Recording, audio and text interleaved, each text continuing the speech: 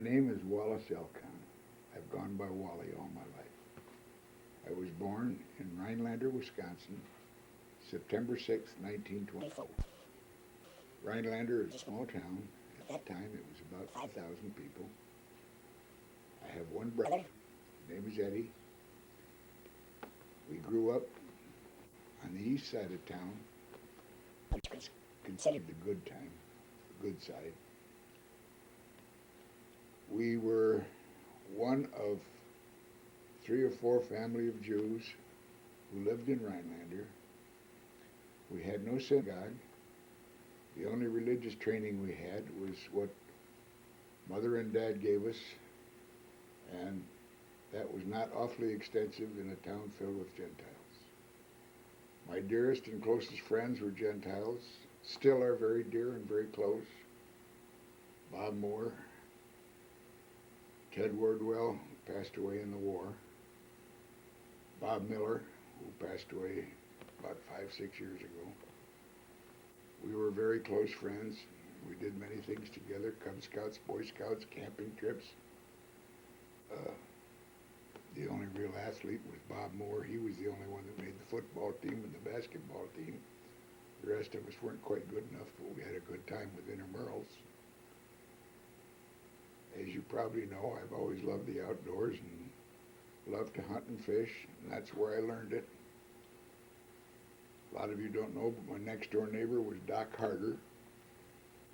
And Doc was the one who actually taught me what hunting and fishing was all about.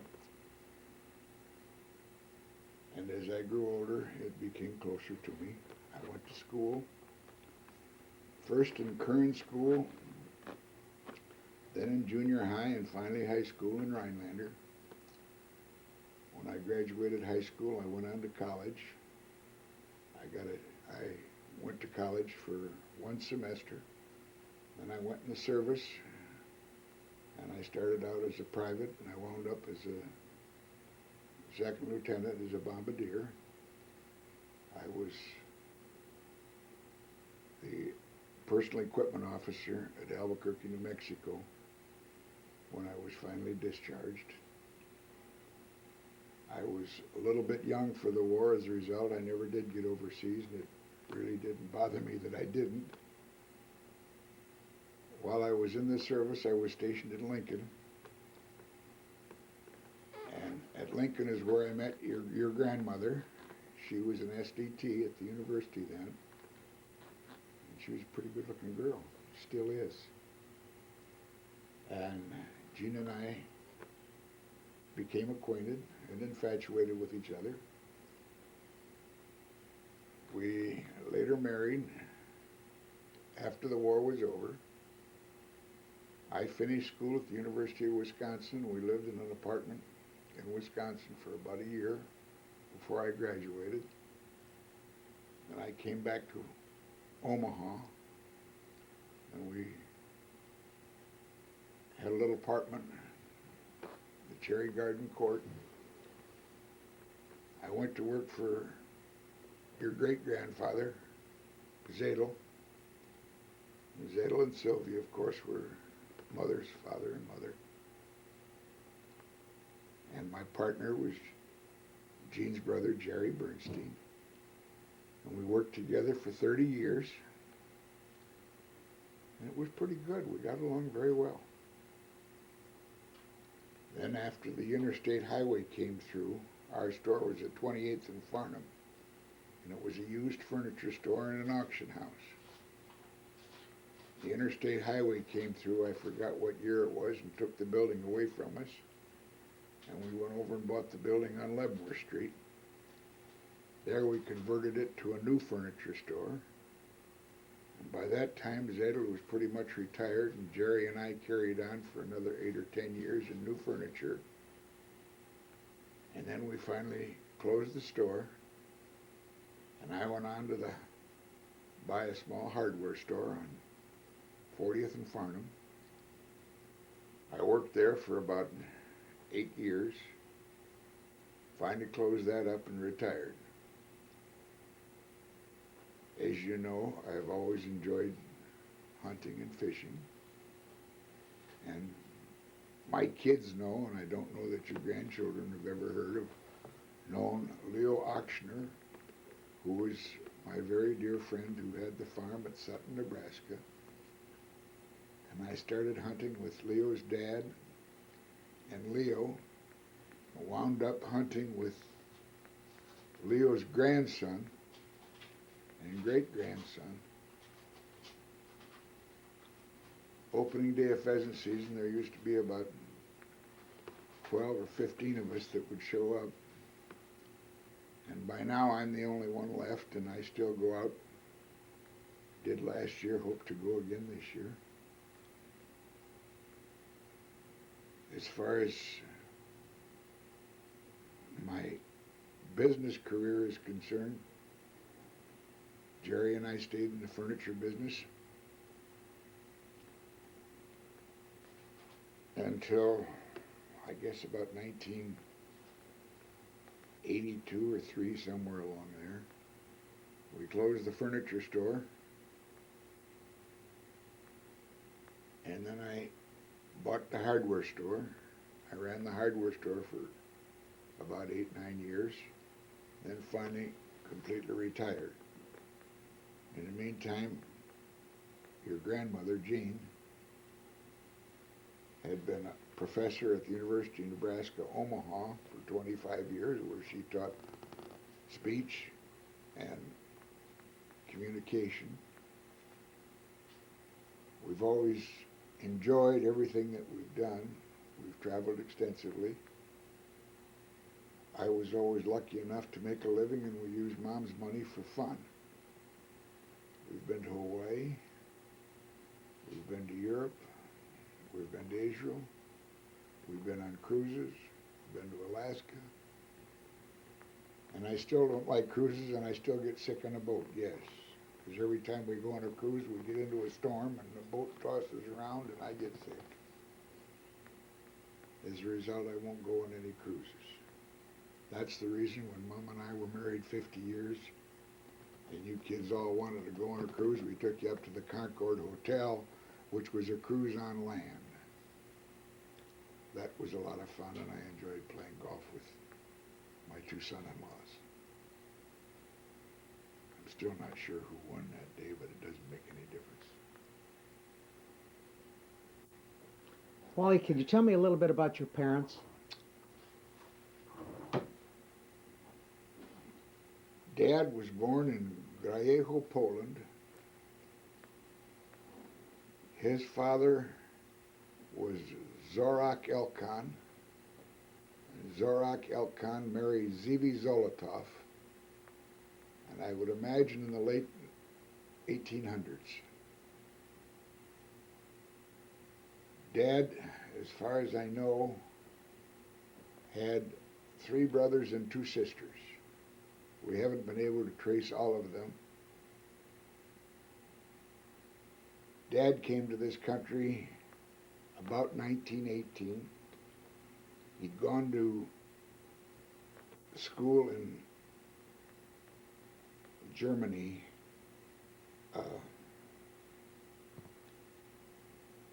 I'll think of the name in a minute. Anyway, he graduated college at Hanover College in Hanover, Germany. His scholastic record was such that he won a prize to come to the United States. It wasn't called a scholarship in those days, it was simply a prize. When he came to the United States, he realized he wanted to stay here, so he missed the boat going home on purpose. At that time, he could not speak English, he could only speak German. So he got a job as a janitor in one of the big apartment buildings in New York so that he could learn to read, write English. From there, he went to Huntsville, Alabama, because his degree was horticulture. When he was in Huntsville, he worked in a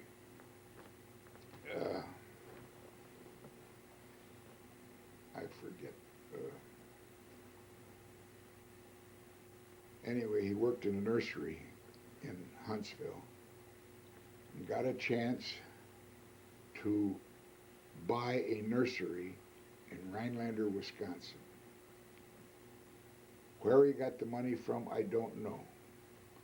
I do know that when immigrants came to the United States and they made 6 cents, they saved 4 cents and spent 2, and I imagine that's the way it was with Dad. He bought the nursery in Rhinelander and ran the nursery for probably 2 or 3 years and realized that the climate in Wisconsin was not conducive to running a profitable nursery, at least that far north. Anyway, he decided he would close the nursery, which he did, and he bundled all his produce up that was left and went on the road to sell it. While he was in Nashville, Tennessee, he heard of a little store that was buying things over in Chattanooga. He went to Chattanooga, Tennessee, and while he was there, he met a young lady. That young lady turned out to be my mother. The two of them made a home in Rhinelander, Wisconsin. My mother, her name was Audrey Rebecca Alper. She was from Chattanooga, Tennessee. Prior to that, she lived in New Bedford, Massachusetts. Mother's real father passed away when she was very young, and her mother married again, and they moved to Chattanooga, Tennessee. She had a sister, her name was Ann, and she and Ann were siblings, and they had a third brother who was of the second father, not of the first father. That was Joe Alper. Joe has a daughter, Terza, whom I imagine you know by now. Ann's daughter was Gloria, and I know you know who Gloria is and Gloria's family in California. The two of them were married, lived in Rhinelander all their lives. Dad had, by that time, sold the nursery and bought a hay feed and grain store. They ran the hay feed and grain store, and after a few years, Wisconsin passed a small loan law, and Dad applied and received a small loan license. His license was number 8 issued in the state. From there on, he went into the small loan and insurance business, and he sold the hay feed and grain store. And the story goes on from there. When Dad was in his 30s in Rhinelander, he got the idea that he should build a building. Anyway, he proceeded to put together a contract to build the building for the Montgomery Ward store. He contacted Montgomery Ward's and told him what he would do. They in turn agreed to give him a lease if he would furnish them a building of such and such proportions, and on the basis of that lease he went to the bank and borrowed the money and in turn built the store. This was a mixed blessing within our family. In those days, the chain store was a vicious thing, and Elkon was accused of bringing the chain store to Rhinelander. As it turned out, it was the best thing that ever happened for Rhinelander because it kept prices in line, it brought new jobs, and it created new opportunity for a lot of people. A new building was built. After Dad built that building, then he turned around and built another building for the A&P the same way. And mind you now, this is a young kid who had only been in this country for probably 10 or 15 years. He was in his 30s at the time, and he built a building for the A&P the same way he did for Montgomery Ward's. The two buildings are still in Rhinelander, and this man created a reputation for himself that was second to none in northern Wisconsin. Ed Elkon, Esro is what it is, ESRO is the correct spelling, was the man who negotiated the deal for the synagogue in Wausau, Wisconsin. Our old synagogue, which was an old dilapidated building, was sitting on a piece of land that was next to Wausau Insurance Agents, Wausau Insurance Company. And they needed the land, and our small congregation in northern Wisconsin needed a new synagogue. And Dad was instrumental in negotiating a deal whereby we gave them our land and our old synagogue, and they gave us a new synagogue and a new piece of land in another part of Wausau. That synagogue is still being used today, and your grandparents are immortalized in that building. As a matter of fact, Uncle Eddie and myself are both on the wall as servicemen, Jewish servicemen from northern Wisconsin. Wally, I want to ask you, did you work with your father growing up? Of course. Tell me about Yeah. that. It was a unique situation. I get very emotional. It was a unique situation in that what we would do is Dad had the finance company and the insurance company, and our extent was to help clean, shovel, do things like that. He would not let us get into the accounts. He would not let us see what the business was, because in a small town, the people that Dad's doing business with, their sons and daughters were my friends.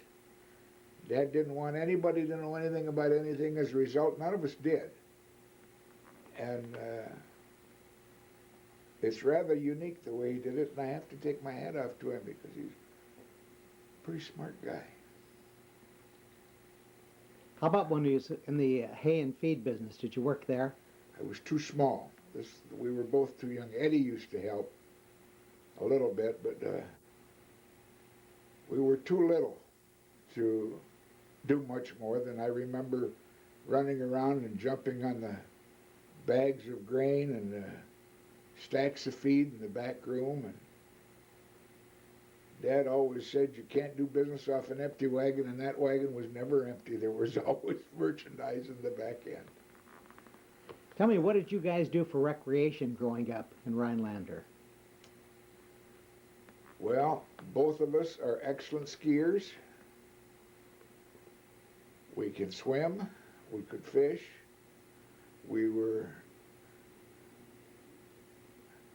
A small town is different from a city. All the kids are together. Everybody plays together. There's no separation of color or religion. And Eddie and I were accepted every place we went as Elkon kids, and that was the end of it. I don't think all the time I grew up I ever heard a anti-Semitic remark. Finally in college, you're in high school, the war was on, and a little Polak boy told me Hitler was looking for me. And about that time I told him, I said, yeah, he declared an open season on Polacks this year too. I never heard another word. My family was accepted as part of the landscape of Rhinelander. We'd been there for all the years of my life and before I was born. And Mother was a member of the women's club, and there was always a bridge party going on at our house, or she was going someplace else to play bridge. Dad belonged to the Elks Club, and there was always a little poker game down at the Elks Club. And he'd come home in his shirt pocket. We'd always see whether there was a little extra change in there or not. It wasn't a big poker game. It was nickel, dime, and quarter, I'm sure, like we used to play. Of course, in those days, that was pretty big money. But it was a good, clean life. It was probably we were sheltered more than most kids were, uh, because we never had any problems. We never had any trouble. The only mischief we used to get into was more Eddie's fault than mine. I recall one day Eddie was going fishing with his buddy Doug Taylor, and they went up to Doug's folks' cabin on the Wisconsin River, and Eddie decided he was going to take Dad's good fishing pole, his good rod and reel, and he went fishing. Anyway, how it happened, I don't know, because I wasn't there, but anyway, the rod and reel went over the side of the boat. And of course, Eddie knew what was going to happen, so he went right over the side of the boat after it. And he couldn't get it, but he knew about where it was. So the next thing they did, they came home, and Eddie got Dad's rake, and he got Ma's clothesline. And he tied the two together, and he figured he'd drag the river for it. Well, he got the clothesline and the rake hooked on a stump down below, and he lost the clothesline and the rake. Needless to say, that was quite a fiasco before it was done with. And this is the type of thing that was happening as we grew up. While you were growing up, did you get many opportunities to leave Rhinelander, to visit relatives in other places? Not really. Ours is a very small family. My father never spoke of his family. The only thing I found out is since Dad has passed away, from other members of the family who have delved into it, for some reason or other, he would not speak of what was back in Poland or how he grew up or what it was. Mother had only one sister and one brother. I remember when I was about 7 or 8 years old, I was sick one winter, and Mother and Eddie and I went down to live in Cordele, Georgia for the winter, because I couldn't stand the winter in northern Wisconsin at that time. I don't remember exactly what it was, some type of a bronchial condition. And at that time, her brother, Joe Alper, lived in Cordele, and he arranged for us to get a house for that winter, and I went to school there. I also remember that was when they tell the story about me, that the shortcut to school from where we lived to the school was down an alley. And next to the alley there was a cow in that field that was right next to the school, and I was always afraid to walk that alley because the cow was there. And Mother says, "That cow can't bother you. That cow can't get over the fence."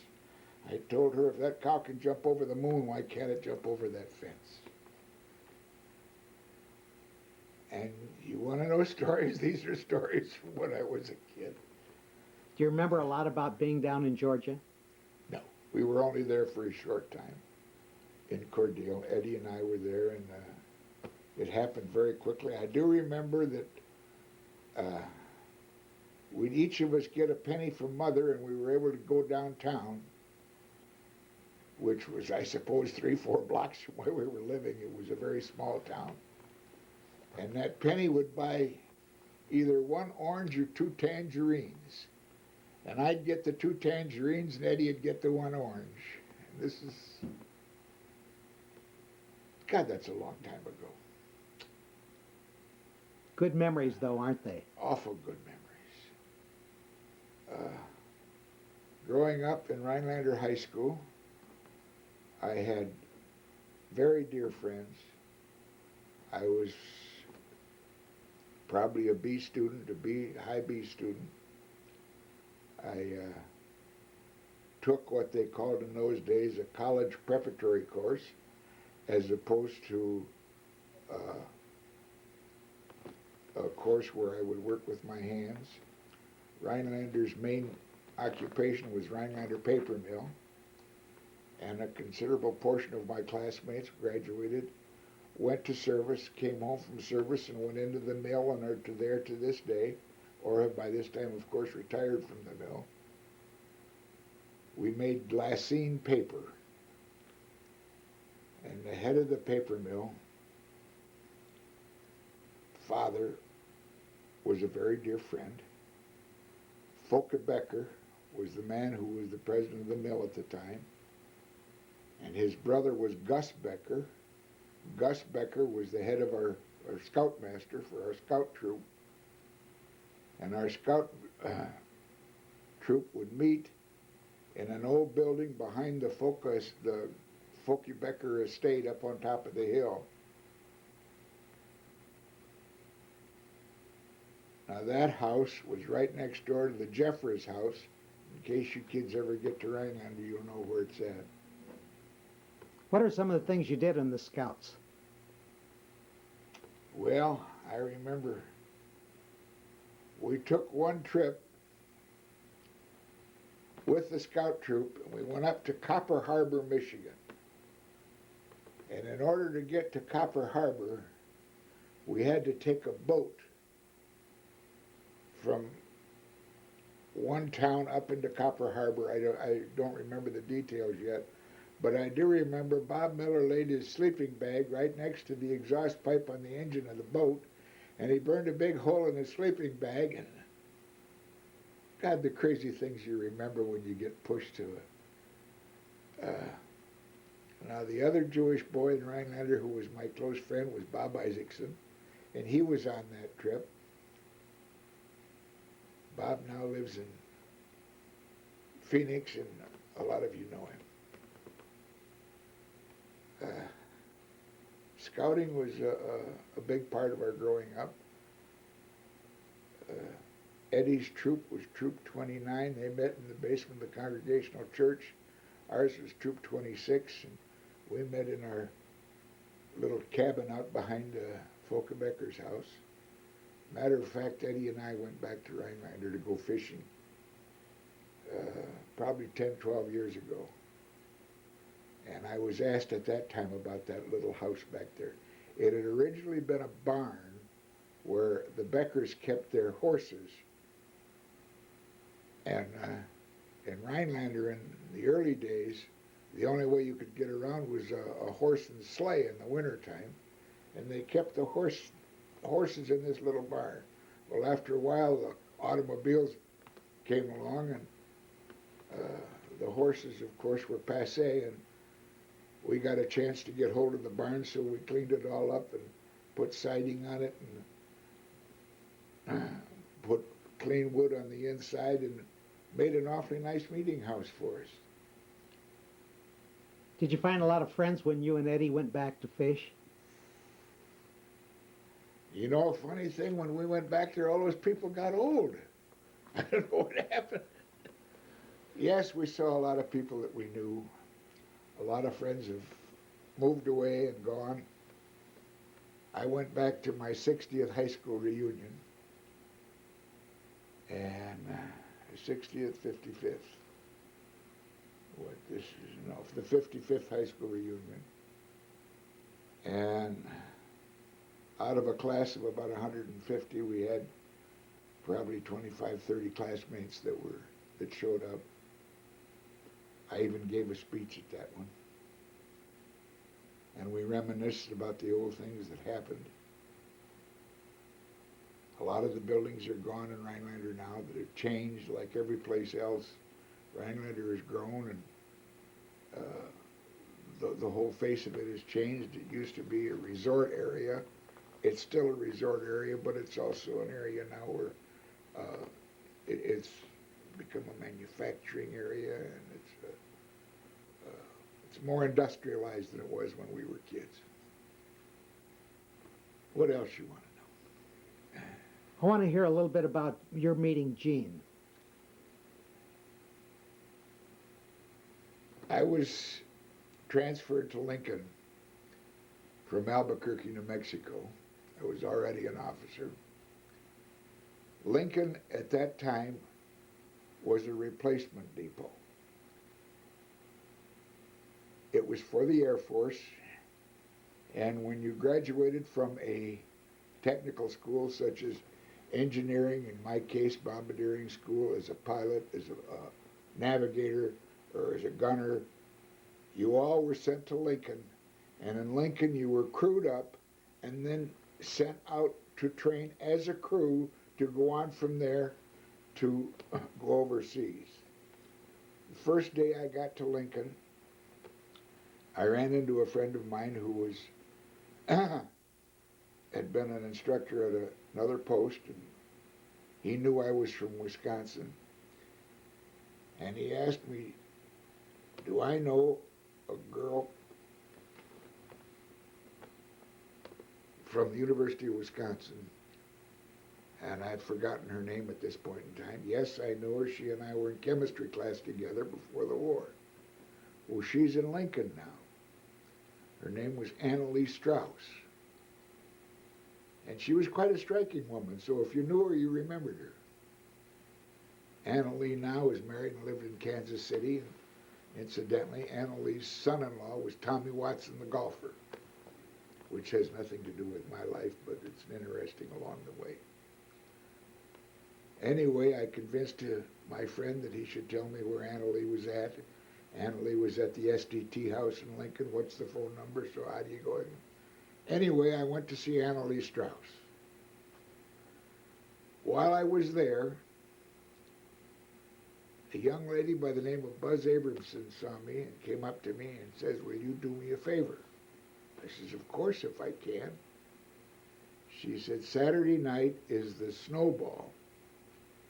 It's a snow dance of some sort or another. And, you know, in Lincoln in those days, there were no men. Everybody was gone. She says, I need a date for the snowball. Would you accompany me to the snow dance? I says, of course. So as it happened, we double dated with another couple, and the other couple was Jean Bernstein and her date.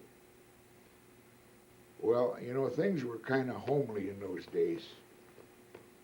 When the dance was over, we all came back to the sorority house, and they were playing the piano, and we were singing around the piano. Matter of fact, the piano player was Ethie Roseman.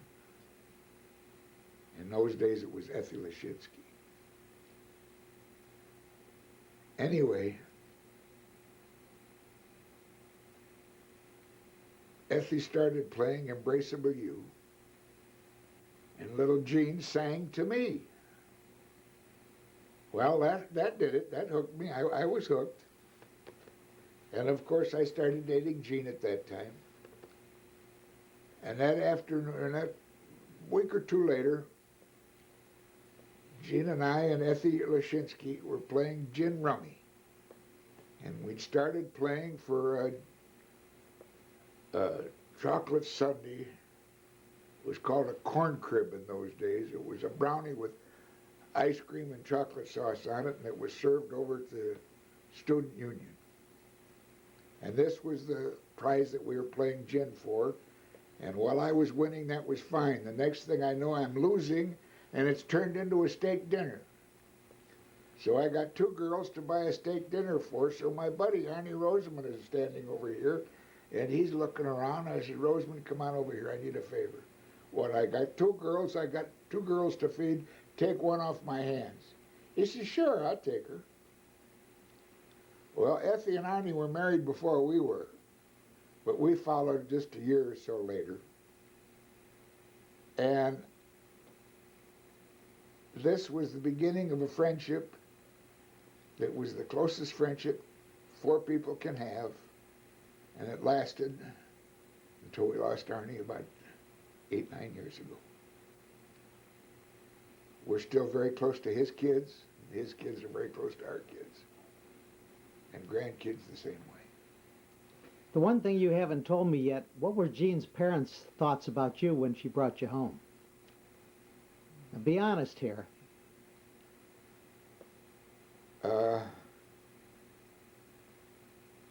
I can only tell you a few remarks that Sylvia made. Sylvia told it as it was. She and Jean had come to Rhinelander to meet my parents. And she turns to Jean and says, you couldn't meet somebody from Florida? Rhinelander was cold. No, Jean's folks were very receptive. They knew we were pretty much in love, and that it appeared to be a good match. At this point in time, at the telling of the story, it's only lasted for 53 years, and hopefully we've got quite a number left.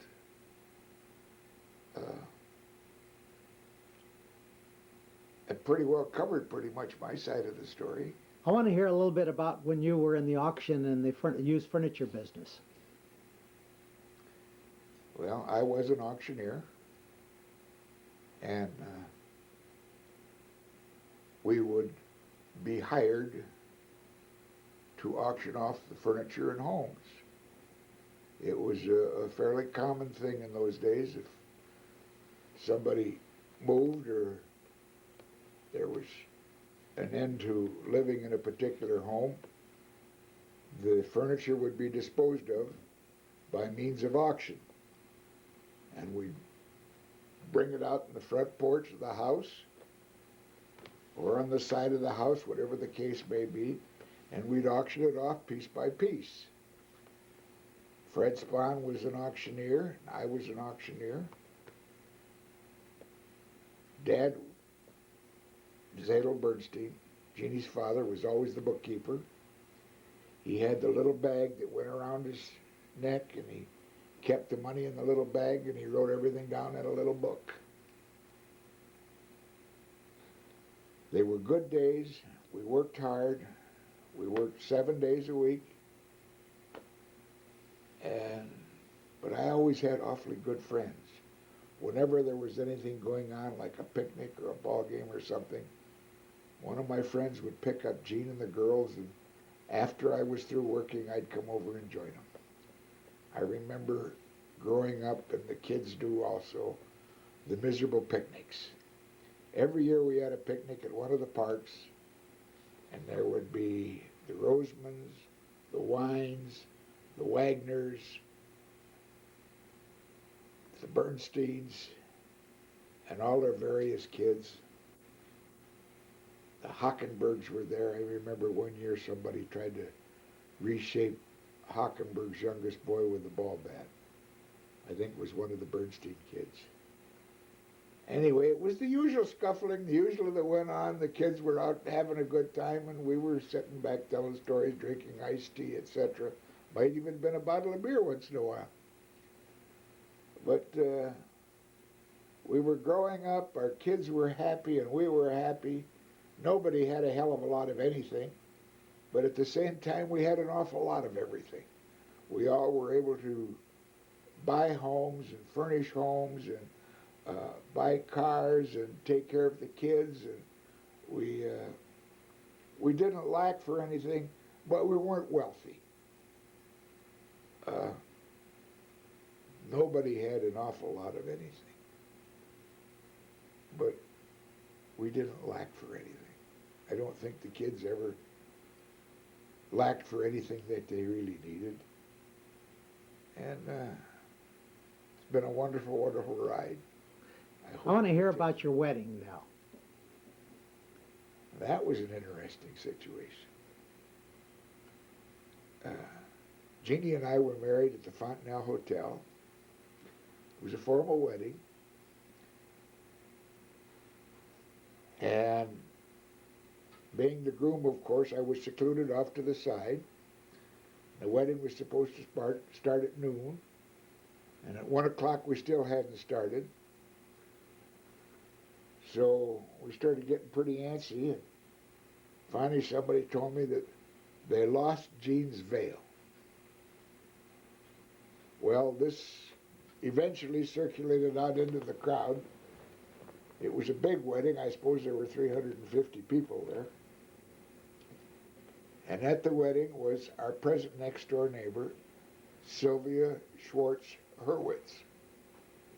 Well, Sylvia had been married How much before us, dear? A couple of 3 months?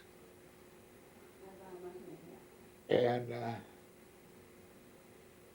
she took it upon herself to approach my mother-in-law and said, I have a veil at home that I was married in. Jean is welcome to use it. Make a long story short, Uncle Dave drove Sylvia Schwartz Hurwitz to her home. She got the veil, they brought it back, they put it on Jean, and we were married. That was the same veil that had been used for Sylvia. It had been used for Sylvia's sister-in-law. And I think there was another girl that was married in that veil. And that veil is the luckiest veil in the world, because every one of those marriages have lasted in excess of 50 years, and they're still very happy together. At our wedding, we had a reception at the Fontenelle Hotel, and the stories they tell me that Arnie Roseman was walking down 16th Street in the middle of the Hi, how you doing? streetcar tracks, Yeah. singing at the top of his head. Being interviewed right now. Being interviewed by the Historical Society. And I guess that's quite true. Arnie and I were Army buddies. We were close friends all our lives from that point on. And I miss him. Where did you go on your honeymoon, Wally? I don't know if he does it or not anymore. Curious thing, Phil Sokoloff and his wife were married the same day we were in Omaha. And surprisingly enough, Gene and I went to Colorado to the, what's the name of that hotel? The Broadmoor Hotel for our honeymoon.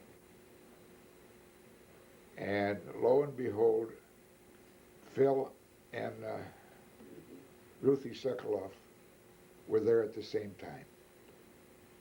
So we spent time together on our honeymoon. And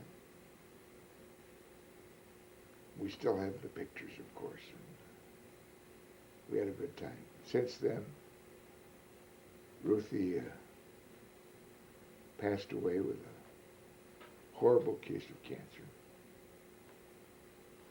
And Gina and I have been fortunate to be able to keep going. Well, I've heard about your growing up, Wally. I've heard about your meeting Jean, marrying Jean. Now I want to hear about your family, your children. Well, we lost our first child. But a year later, we were blessed with Marcia. And then 2 years later, we were blessed with Beth. And the two girls were as different as day and night. Marcia, growing up, was very quiet, very reserved. Beth, on the other hand, her grandfather used to call her the Brend, because she ran the neighborhood. She'd dictate the terms, and everybody would kowtow to her, and I guess things had... And you know, it's funny, through the years, Marcia married Todd, then they split up, and then she married Ira, and we have now Adam, Andrew, Nat on that side, and Bethy, of course, married Bill Ginsberg. And Bill's parents were just wonderful. Ethel and Henry were just the greatest people in the world. And we lost them awful early, and that hurt. And we had Jason. Then came Jason. And then Laney. And finally Abby. And each child is special unto itself. Each one brings something to the table. Each one has its own meaning. They're all very dear. We love them all. What can I tell you? How about the sons-in-law?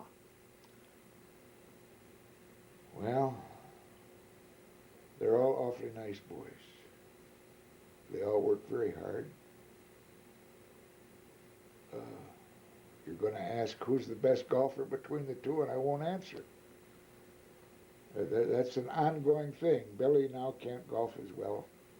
His knees are pretty much gone, but during his heyday, he was pretty good. Ira's always been a good athlete. When we were in New York for our 50th, I did enjoy playing golf with the boys. They're two fine boys. I couldn't have picked two any better myself. The girls did well, and I'm proud of them. I'm very proud of the kids.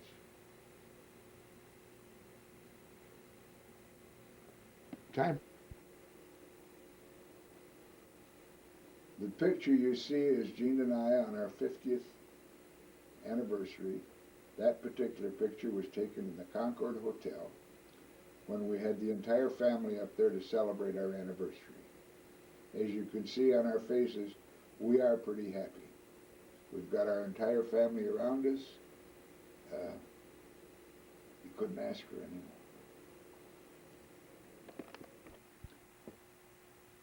This is a family portrait taken on our 50th wedding anniversary. It's taken at the Concord Hotel, and if you'll notice, everybody's dressed up and looks pretty neat.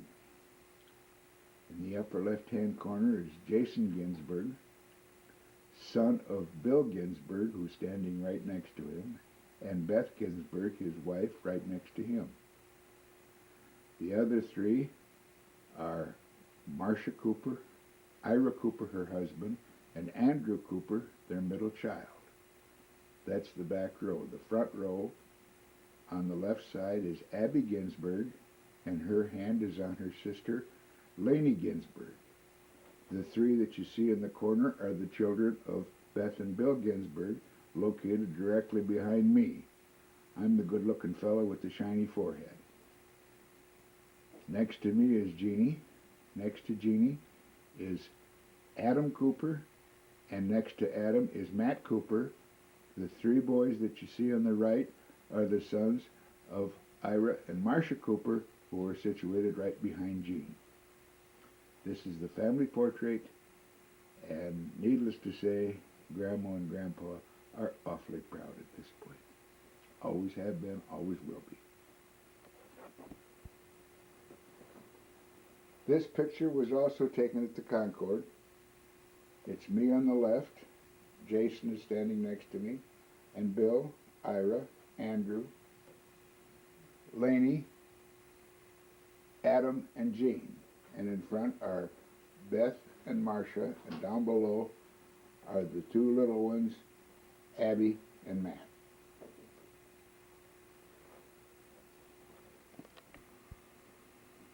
This is the Cooper family. Marcia, of course, and Ira, and the three boys starting in the upper left-hand corner is Adam, Andrew, and Matt in front. It's quite a bunch, isn't it? Look at the smile on Ira's face. This is the Ginsburg family. Bill and Beth Ginsburg. Their oldest daughter on Bill's right is Laney. Their son on Bill's left is Jason. And down next to her mother is Abby. They're a beautiful family.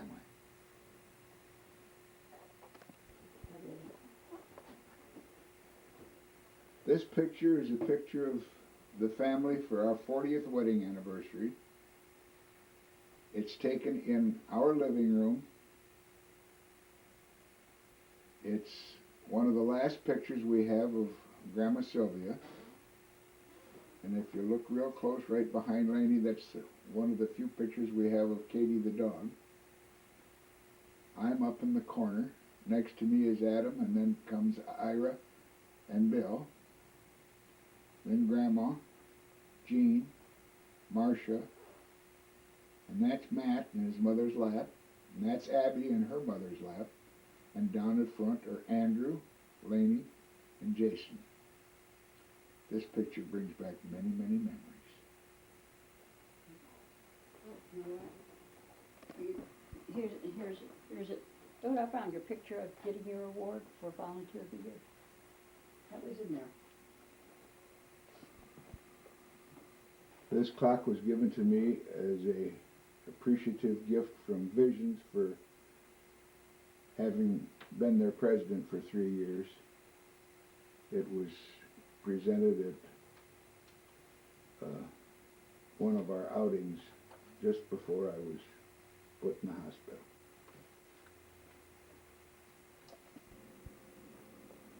This piece is recognition Volunteer of the Year for Jewish Senior Services, presented in 1998.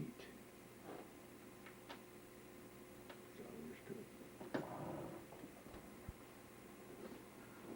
I received this crystal bowl in 1998 as recognition for being Volunteer of the Year for United Way of the Midlands in the ethnic group. This is a crystal bowl, and it was presented to me at a gathering of United Way in 1998, I believe.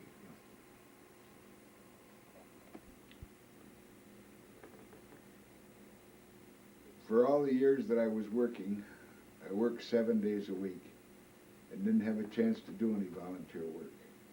After I retired, I started volunteer work. My first big job was president of Visions for 3 years, during which time Visions prospered and I prospered with it. We did a lot of things, made a lot of friends, and did a lot of good for a lot of people, and that's the name of the game. Also, I have been selected as president of Hazak. Hazak is a new organization sponsored by Bethel Synagogue, which in turn is sponsored by the conservative movement of conservative Jews. I am a temporary president there. We're just getting the club started, and for the first 6 months I will lead it, and after that I will leave it to somebody else to carry on from there. Where I go from there, I don't know. I just don't have the energy and the push that I used to have, so I'll just be a member from now on. Wally, in closing, is there something you'd like to say to your children, your grandchildren, and your wife, Jean? The only thing I can say that I am deeply indebted to my wife. There's no question she has made my life one of the most beautiful lives a man could have. And my children, of course, are the high points of that life. My grandchildren are the interest in my investment. Each and every person within my life has been a joy, has been an addition, and made my life richer. I don't think that anybody could have had a better or happier life than I have had. Hopefully I'm not going anyplace for a while. But when the time comes, rest assured, each and every one of you have made a tremendous contribution to make the life of this man awfully happy. I love every one of you. These are my parents, Esro and Audrey Elkon. Two finer parents nobody could possibly ask for. They are missed.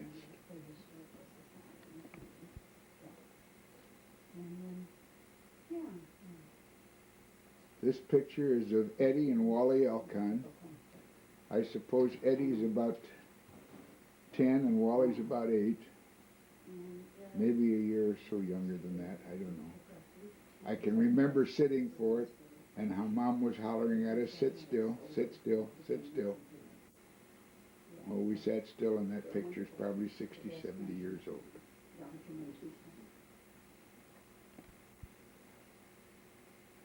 This picture's pretty self-evident. Look how pretty Jean is. It's 53 years ago that it was taken, and that smile hasn't left either one of our faces in all those years. We've been very, very lucky.